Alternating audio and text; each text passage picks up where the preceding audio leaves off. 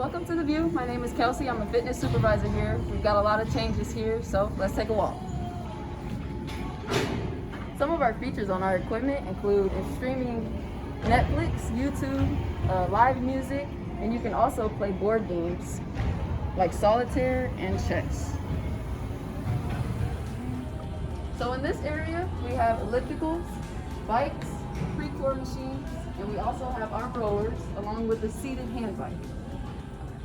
This is our machine weight area. All equipment is brand new to The View.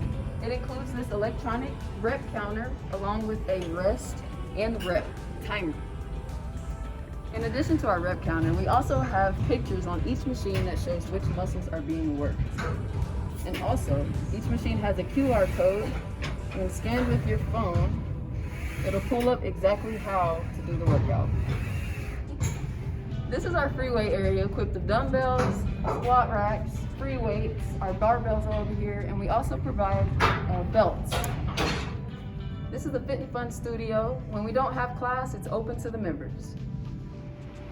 So this is the crane room. It's equipped with free weights, dumbbells, accessory equipment, and equipment used for functional fitness.